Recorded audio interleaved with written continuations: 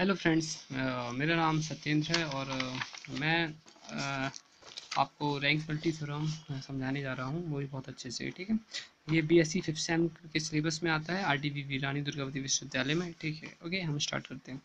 तो सबसे पहले देखिए कि ये जो यू और वी जो है वेक्टर स्पेसेस हैं ओवर द फील्ड एफ, और टी क्या है, एक लीनियर ट्रांसफॉर्मेशन है। टी जो है ट्रांसफॉर्मेशन है यू से वी की तरफ।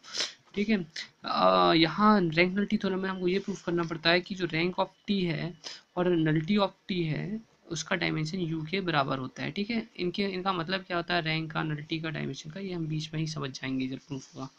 ओके, हम इनका नोटेशन दे रहे हैं कि रैंक को आर टी से डिनोट करेंगे और नल्टी को एन टी से डिनोट करेंगे और उसका डायमेंशन एन मानेंगे। ठीक है, okay, so we assume that, हम यहाँ एज्यूम करें कि डायमेंशन ऑफ यू जो है वो एन है। अब देखिए, एन टी जो है नल स्पेस ऑफ टी है। ठीक है, टी का जो नल स्पेस है उसको एन टी से डिनोट कर रहे हैं, और आपको ये भी बता दें कि जो एन है वो यू का भी सब स्पेस होता है। ठीक है, ओके, नाउ अब देखिए, अब नल्टी ऑफ टी जो होता है, क्या होता है, नल्टी ऑफ टी जो है उसको डायमेंशन ऑफ एन बोलते हैं। ठीक है, जो एन का जो डायमेंशन होता है वो नल्टी ऑफ टी कहलाता है, और हम उसको मान रहे हैं के बराबर। ठीक है, अब के क्या है, एन का डायमेंशन है, तो जब एन का जो बेसिस जो जहाँ तैयार होगा, बेसिस ऑफ एन, उसमें के एलिमेंट्स होंगे, और उसका बेसिस जो है हम बी वन से डिनोट करने वाले हैं। तो बी वन में अल्फ़ा वन से लेके अल्फ़ा टू अल्फ़ा के तक के एलिमेंट्स हो सकते हैं, जहाँ की के है जो वो एन से लेस देन है। ठीक है, अब यहाँ पास देखिए, जो बेसिस ऑफ यू है हम उसको बी वन की मदद से बना सकते हैं। जो बी टू है वो बी वन की मदद से लिखा है। बी वन में अल्फ़ा वन अल्फ़ा टू से लेके अल्फ़ा के तक के एलिमेंट्स हैं जो यहाँ से आ गए हैं सीधे, और फिर अल्फ़ा के प्लस वन से लेके अल्फ़ा एन तक के एक्स्ट्रा एलिमेंट्स हैं जो कि बी टू में है। ठीक है, ओके, अब हम एक आपको ये बताने वाले हैं कि डोमेन और रेंज क्या होता है। जो ये वाला सेट है इसको डोमेन बोलते हैं, और ये वाला जो सेट है जहाँ ट्रांसफॉर्मेशन जब इसमें लग जाता है, जो सेट क्रिएट होता है उसको बोलते हैं रेंज ऑफ टी। ओके, तो यहाँ पास देखिए कि अल्फ़ा वन में जब ट्रांसफॉर्मेशन हुआ तो वो टी अल्फ़ा वन हो गया, और इसी प्रकार से अल्फ़ा एन में जब ट्रांसफॉर्मेशन हुआ तो टी अल्फ़ा एन हो गया। ओके, अब देखिए यहाँ पास, अब हम ये क्लेम करने वाले हैं कि जो बेसिस ऑफ आर है, ठीक है, इसका जो आर का जो बेसिस है इस रेंज का, वो है बी थ्री। बी थ्री उसका बेसिस है, जिसमें से T alpha k plus one से लेकर टी अल्फ़ा एन तक के एलिमेंट्स हैं। ओके,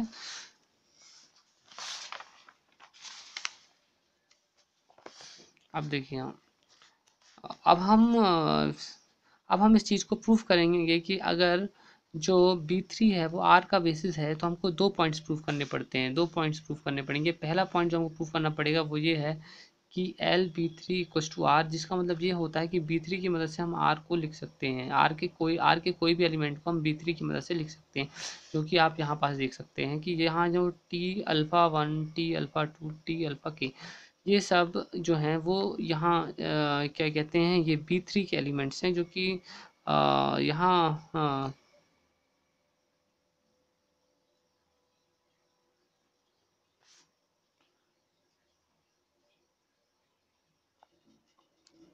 ओके फ्रेंड्स, तो हम अब मैं आपको ये बताने वाला हूँ कि यहाँ पास हम क्या करने, इसका इसका इसका इसका मतलब ये है कि जो आर का कोई भी एलिमेंट है, जो कि यहाँ पास आप देख लीजिए, आर का कोई भी एलिमेंट जो कि हमने लिया है टी अल्फ़ा, वो बी थ्री की मदद से, लिखा जा सकता है। देखिए कैसे लिख रहे हैं, जो बी थ्री है उसके एलिमेंट्स ये हैं, टी के ए के प्लस वन और ये टी एन तक है, जो कि वो सीधे यहाँ हमने लिखे हैं, और ए one A k plus one A k plus to से लेके ए एन, ये स्केलर्स हैं जिसकी मदद से इनको लिखा गया है।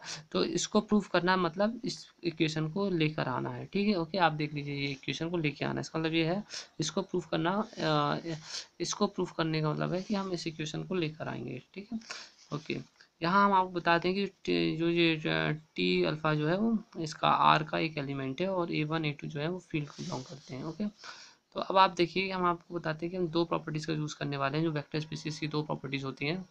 तो पहली प्रॉपर्टी ये है, एक्सटर्नल कंपोजिशन कहते हैं। तो एक प्रॉपर्टी एक्सटर्नल कंपोजिशन कहलाती है, उसका मतलब ये है कि a one alpha one belongs to you, a two alpha two belongs to you. ये इसलिए हैं क्योंकि जो ए वन है वो स्केलर है, और अल्फ़ा वन जो है वो यू का एक एलिमेंट है, जो कि यहाँ पास दिया हुआ है अल्फ़ा वन। ठीक है, तो इसका अगर कोई भी स्केलर से मल्टीप्लाई होता है अगर अल्फ़ा वन का, तो वो यू से ही को ही बिलोंग करेगा। यहाँ सेम यहाँ पास भी यही है कि A2 alpha 2 belongs to U, A3 alpha 3 belongs to U, इसी टाइप से AN alpha n belongs to U. अब यहाँ देखिए क्लोजर एक्सियम के हिसाब से ये कहता है कि अगर ये सब यू के एलिमेंट्स है तो इनको अगर आप ऐड कर देंगे तो भी ये यू को ही बिलोंग करेंगे, तब भी ये जो पूरा कंप्लीट एलिमेंट जो जनरेट होगा वो यू को बिलोंग करेगा। ओके, अब हम ये मानते हैं कि अल्फा कोई एक एलिमेंट है जो यू को बिलोंग करता है, इस प्रकार है कि ये पूरे एलिमेंट के बराबर है। तो यहाँ हमने उस चीज़ को लिख दिया, ठीक है, ये लिख दिया। अब हम इसमें ट्रांसफॉर्मेशन टी अप्लाई करने वाले हैं, दोनों तरफ टी अप्लाई कर दिया गया है, ठीक है। अब हम आपको नेक्स्ट पेज में बताएंगे कि क्या है और, ठीक है। अब आप देखिए टी क्या है, एक लीनियर ट्रांसफॉर्मेशन है, इसलिए टी जो है वो उसके अंदर जाके चला जाएगा, इस टाइप से देखिए। अब फिर इसके बाद क्या है, आपको तो पता है कि जो अल्फ़ा वन और अल्फ़ा टू है, यहाँ जो दिखे हैं ये नल स्पेस के एलिमेंट्स हैं, इसलिए T alpha one T alpha two ये सब जीरो के बराबर है, ठीक है। तो इनके कारण ये सब जीरो हो जाएंगे, यहाँ से कुछ बचेंगे एलिमेंट्स जो कि यहाँ पास लिखे हुए हैं, ठीक है। ये एलिमेंट्स आप देख लीजिए यहाँ पास जो लिखे हुए हैं, ठीक है। अब यहाँ पास आप देख लीजिए कि टी अल्फ़ा वन जो कि आर का कोई एक एलिमेंट था, ठीक है, उसको हम B3 की मदद से, ये B3 के एलिमेंट्स हैं, ये उनकी मदद से हमने इसका एक एलिमेंट जो कि ये था उसको लिख दिया गया है, ठीक है। यहाँ पास इसका मतलब हो गया है कि B3 स्पेंस आर, ठीक है, आप समझ गए। अब यहाँ पास देखिए, अब हमको दूसरा पॉइंट जो प्रूव करना है कि बी लीनियरली इंडिपेंडेंट है। तो बी लीनियरली इंडिपेंडेंट प्रूव करने के लिए क्या है कि हम ये मान रहे हैं कि ए k plus one A k plus to जो है ये एफ को बिलोंग करते हैं, ठीक है, ये up to A N F को बिलोंग करते हैं, ये कोई स्केलर्स हैं, ठीक है। अब यहाँ पास आप देखिए हमने इस टाइप से माना है कि इनका ये इस टाइप से ये जो इक्वेशन है ए k plus one into T के अल्फा के प्लस वन प्लस डेरिवेटिव इस टाइप से जो इक्वल्स टू जीरो होता है, ठीक है। अब हम आपको बताते हैं कि टी की एक प्रॉपर्टी होती है लीनियर ट्रांसफॉर्मेशन, जो कि हम पहले से ही जानते हैं।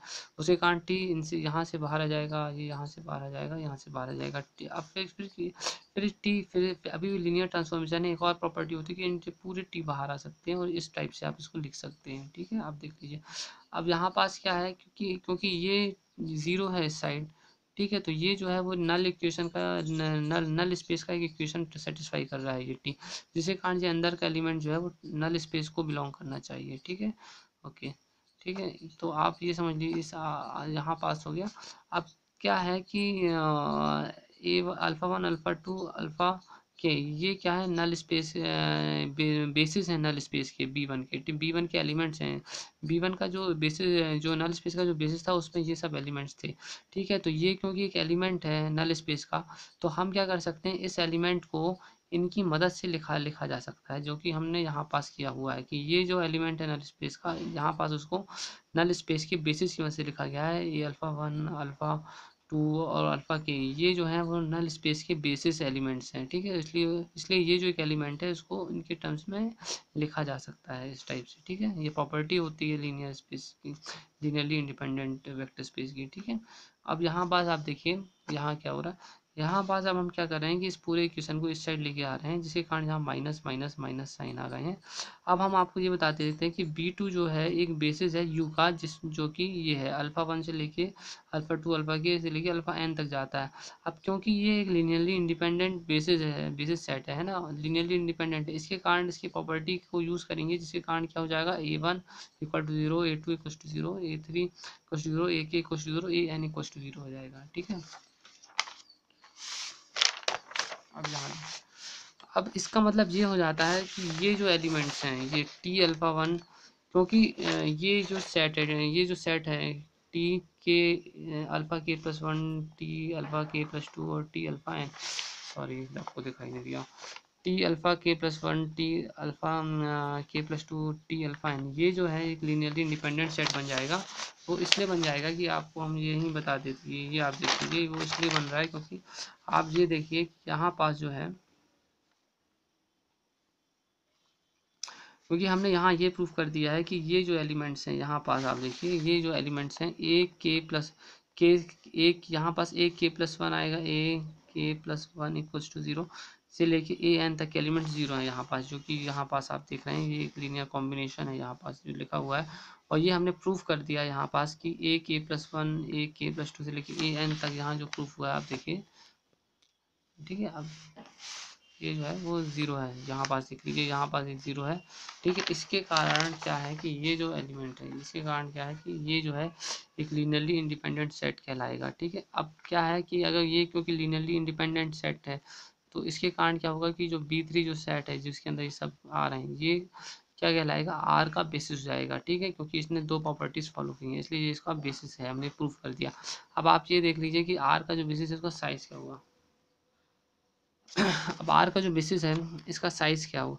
देखिए जो ये जो है ये बेसिस, इसका साइज एक्चुअली में जो है जो n माइनस के है। क्यों? क्योंकि क्योंकि n माइनस के इसलिए है इसका साइज, क्योंकि हम आपको यहाँ पास लिख देते हैं साइड में। B1 जो था उसका साइज जो था वो k था, ठीक है, जो कि था बेसिस ऑफ n। और B2 जो था उसका साइज n था, बेसिस ऑफ u, ठीक है, ये बेसिस था, u का बेसिस था, ठीक है। अब देखिए इसमें k तक एलिमेंट्स थे और इस वाले सेट में क्या था, n तक एलिमेंट्स थे, ठीक है। ये n है, ये n है, ओके, ये अल्फा n। तो k+1 से लेके n तक जो होगा वो हो जाएगा आपका n माइनस के। इसका मतलब ये है कि इसके अंदर जो है n माइनस के एलिमेंट्स हैं, ठीक है। अब n जो है वो u का डायमेंशन है और k जो है वो n का डायमेंशन है, जो कि हम पहले ही आपको पहले शुरुआत में ही बता दिए थे, ठीक है। अब क्या करेंगे, इसको इस साइड ले जाएंगे और ये हो जाएगा ये, ठीक है। और फिर इसके बाद क्या है, जो r है, डायमेंशन जो r है उसको रैंक ऑफ t बोलते हैं। जो रेंज का जो डायमेंशन होता है उसको हम बोलते हैं रैंक ऑफ टी। और जो n का जो डायमेंशन है उसको बोलते हैं नल्टी ऑफ टी। और u है का ये जो है उसको ऐसा ही लिख दिया गया। यहाँ पास आपकी थ्योरम प्रूफ हो गई। Okay, thank you for watching. अगर आपको वीडियो पसंद आया हो तो सब्सक्राइब जरूर कर लीजिएगा।